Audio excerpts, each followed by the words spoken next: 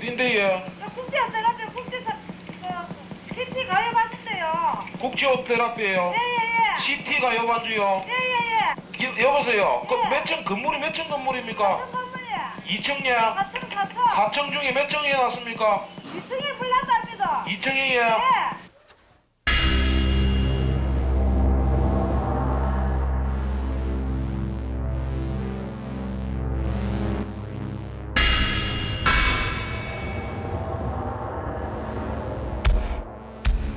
순식간에 모든 것을 사라지게 할 수 있는 것, 그중 하나가 바로 화재일 것입니다. 그렇기 때문에 화재 속에서의 인명구조 활동은 촌각을 다투는 일이 됩니다. 지난 5월 부산에서 있었던 일입니다.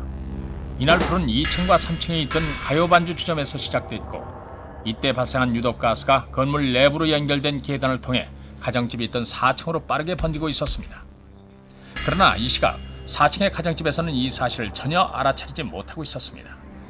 마침 어린이날이었던 이날 집주인 김 씨와 그 가족들은 3살과 4살짜리 남매를 데리고 나들이를 다녀온 후였습니다. 피곤해 지친 처제와 조카가 안방에서 잠이 들어 있었고, 김 씨의 어머니는 목욕탕에서 잔빨래를 하던 중이었습니다. 또 건원방에서는 3살박이 딸이 세상 모르고 잠에 빠져 있었습니다. 정확한 사파. 다행히 이날은 어린이날 휴일이어서인지 거리엔 교통량이 적어서 평소보다 빠르게 화재 현장으로 달리고 있었습니다. 그러나 이 시각 가요반주 주점의 화로운 내장재에 엉겨붙은 불은 무서운 기세로 타오르면서 지독한 유독가스를 뿜어내고 있었습니다.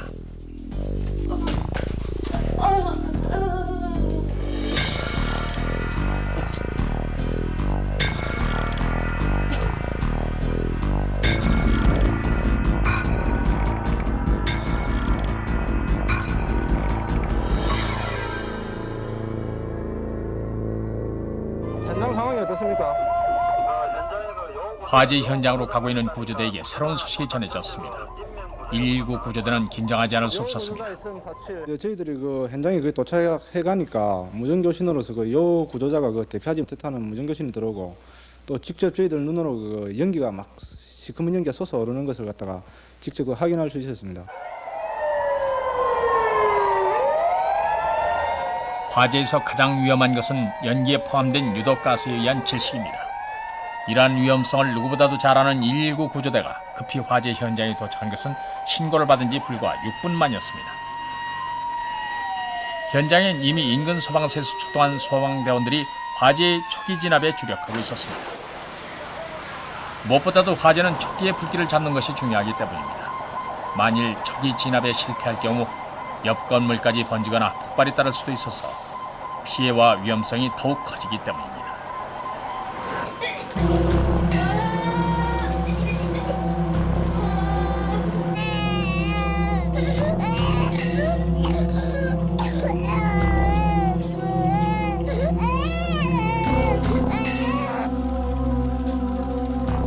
빠른 속도로 스며든 유독가스는 피로와 잠에 빠져있던 김 씨의 가족들에게 전혀 방어할 기회를 주지 않았습니다.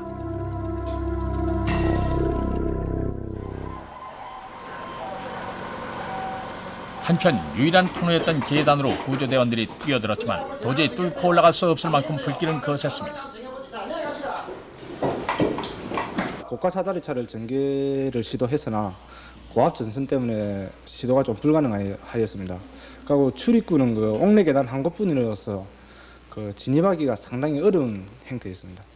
구조대장은 옆 건물 이용해서 진입해가지고 전투를 빚겠어요. 자, 수고하시오.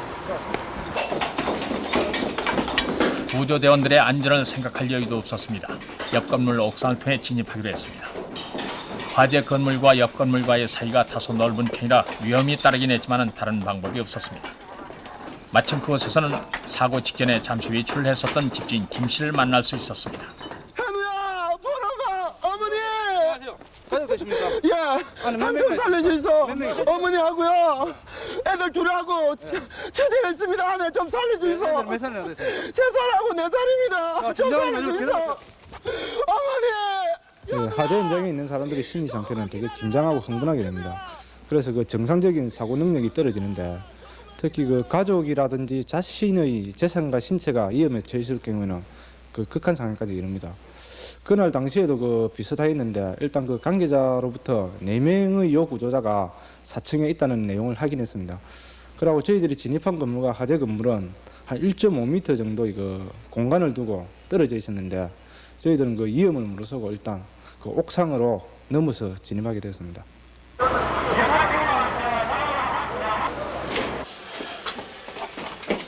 옥상 쪽으로 유일하게 나 있던 철문은 그러나 안에서 굳게 잠겨진 상태였습니다. 이제 유일한 희망은 창문뿐이었습니다. 조심스레 안을 살피고 창문을 깼습니다. 방 안은 온통 연기로 자욱했고 매캐한 연기가 쏟아지듯 밀려나왔습니다. 화재로 인한 유독가스였습니다. 방 안에 들어서자 꽃게 안은 채 쓰러져 있는 두 사람이 보였습니다. 김 씨의 처제와 아들이었습니다. 먼저 깨진 창으로 두 사람을 급히 내보냈습니다. 무엇보다도 이 유독가스에서 구해내는 게 급했기 때문입니다.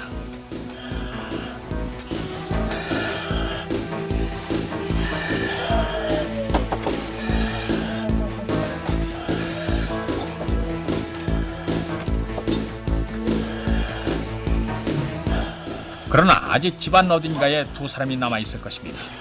일단 남아있는 대원들에게 출입문을 열어주고 나머지 인명검색에 들어갔습니다.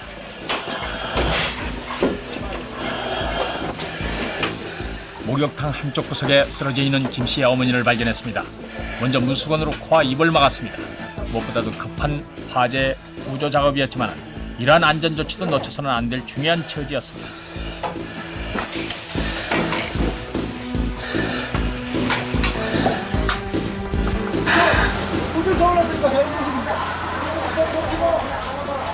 그 사이 밖으로 옮겨진 김 씨의 처제는 보조 산소 호흡기를 이용한 대원들의 빠르고 정확한 응급 조치로 질식의 위를 모면했습니다.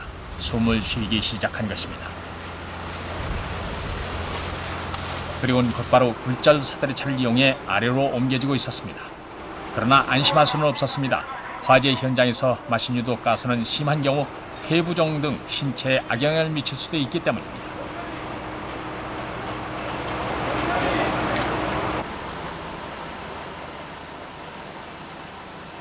김 씨의 처제는 대기 중이던 119 구급대에 의해 급히 병원으로 옮겨졌습니다. 화재 현장에서 흥분한 가족들을 단속하는 일도 소방관의 또 다른 임무입니다. 자칫 또 다른 안전사고를 일으킬 수도 있기 때문입니다.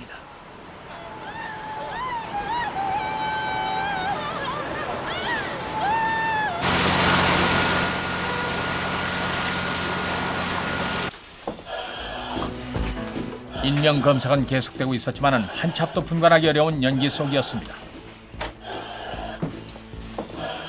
마음은 급하고 온 신경이 곤두서는 듯했습니다. 바로 그때였습니다. 바닥에 희미한 물체, 3살박이 딸이 분명했습니다. 박 대원은 심장이 멎는 듯했습니다.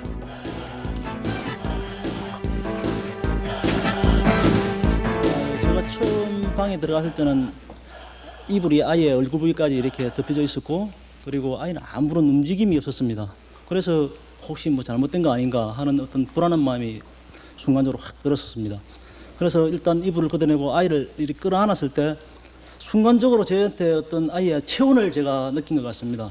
그래서 그걸 느끼는 순간 살릴 수 있다는 생각이 들었습니다. 그래서 신속하게 그 방을 제가 이탈을 해가지고 우리 대원에게 넘겨줬습니다. 거의 질식 직전에 김 씨 어머니와 딸을 건네받은 대원들은 급히 인공호흡을 실시했습니다. 처음 어린애를 발견했을 때는 마음이 상당히 조급하고 당황했었습니다. 그러나 인공호흡을 어린애에게 4-5회 정도 실시했을 때 아이가 푸 하는 소리와 함께 숨이 트이고 순간 저의 마음은 무엇과 바꿀 수 없을 만큼 기뻤습니다. 자발의 상태 어떤가? 숨 쉬고 있습니다. 그럼 빨리 2층 옥상으로 이동시켜요. 네, 알겠습니다.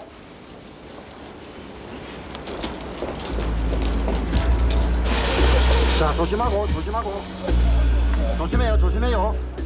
김 씨의 처제와 아들을 조심해요. 굴절 사다리를 통해 지상으로 옮기는 동안 다른 대원들은 시간을 벌기 위해 옆 건물 옥상을 통해 김 씨의 어머니와 아들을 아래로 옮겼습니다.